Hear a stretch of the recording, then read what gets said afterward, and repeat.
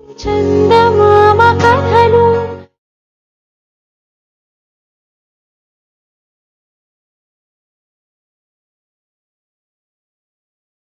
Hi everyone! Today we are going to listen to the story titled On the Poacher's Trail. So the story goes this way. Ratsu and Ruchi watched as Chotu expertly climbed up the coconut tree. A piece of rope looped loosely across his feet.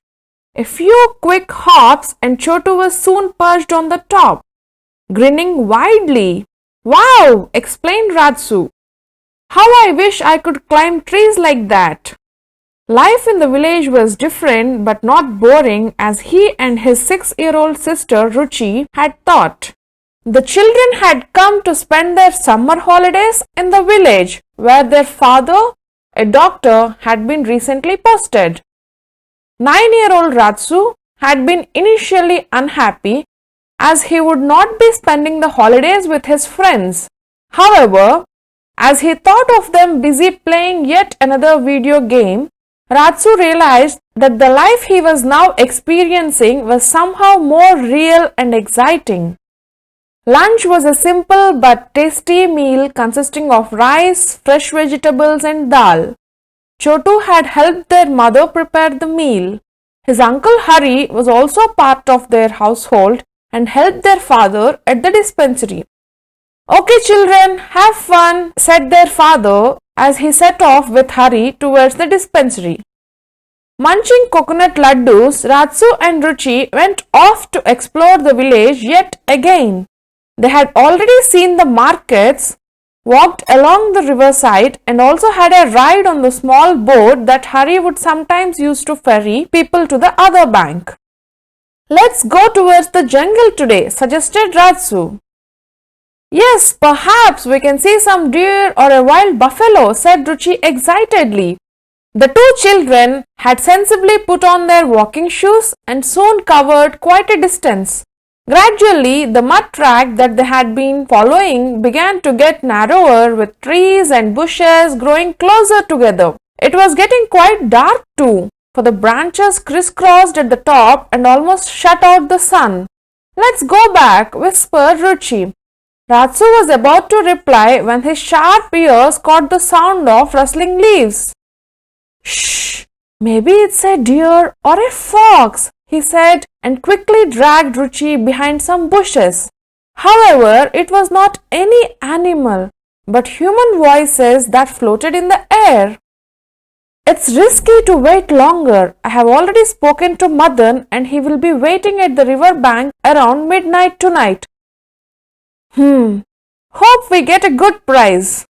But better be careful, there are too many eyes and ears around, the other man said. Not in the middle of the jungle here, said the first man, and they both laughed aloud as they walked away.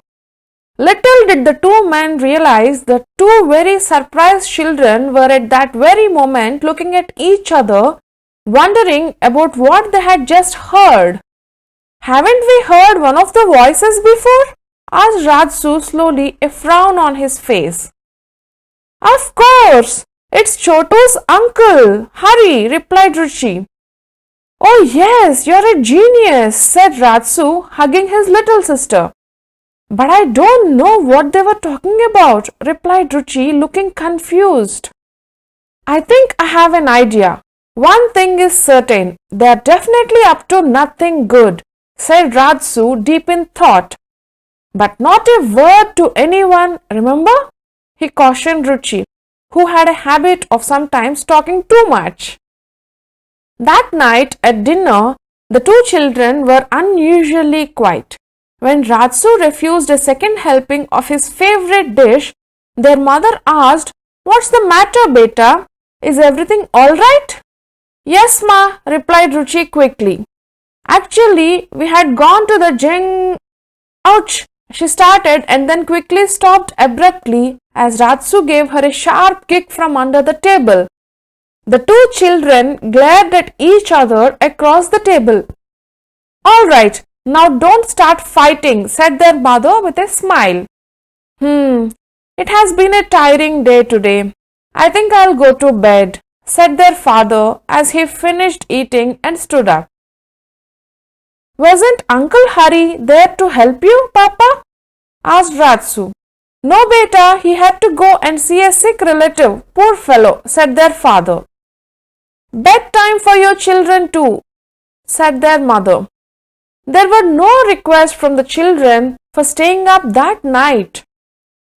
Poor fellow, indeed, said Ratsu as the two children sat in their room later. It was almost 11 o'clock and there was silence everywhere. But what could they be planning? Asked Ruchi as she tried to stifle yet another yawn.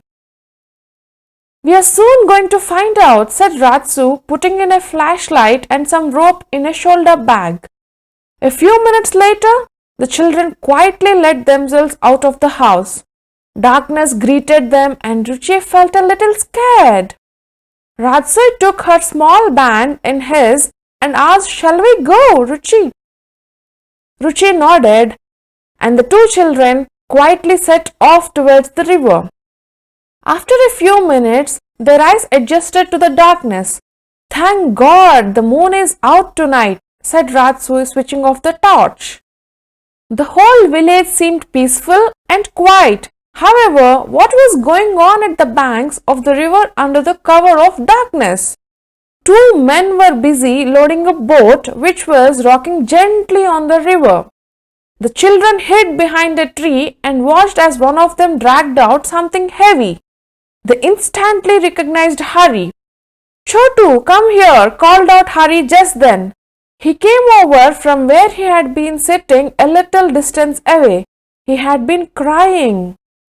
Where are the clothes? I told you to cover it with clothes, you stupid, yelled Hari and hit Chotu on the head. The other man shouted, Hey, don't shout so loudly. Come over here and help me. Just then the moon came out from under a cloud. In the moonlight, Ratsu saw something like a fur near the man's feet. Gosh, that's a tiger skin. These men are poachers, exclaimed Raju as his eyes caught the yellow stripes. What do we do now? Asked Ruchi, feeling very scared. She knew that it was wicked to kill innocent animals and the tiger is India's national animal. One of the planks loose, shouted Hari angrily from where he had been examining the boat. Chotu, didn't I tell you to check the boat? What the hell have you been doing? Run and get a hammer and some nails or you will get the thrashing of your life, ordered Hari. Immediately alert, Ratsu whispered to Ruchi, This is our chance. Let's go and stop Chotu and then call the police. But what if the men get away? Asked Ruchi. They can't. Didn't you hear Hari say that the boat needs to be repaired?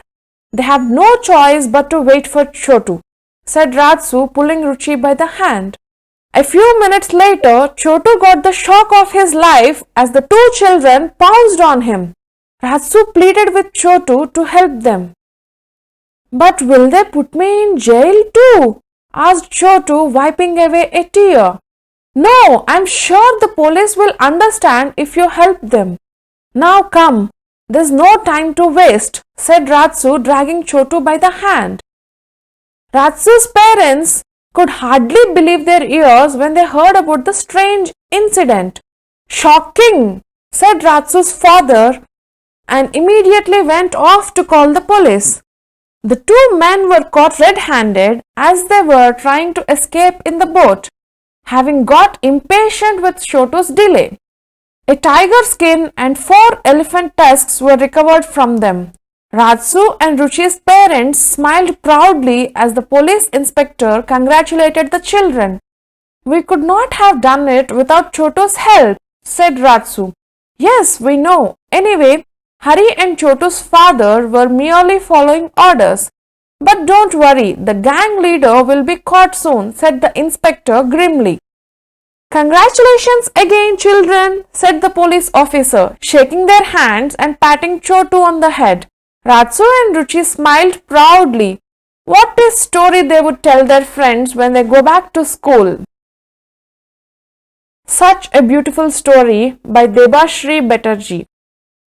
Thank you for listening. Sarve Jana Sukhino Bhavantu.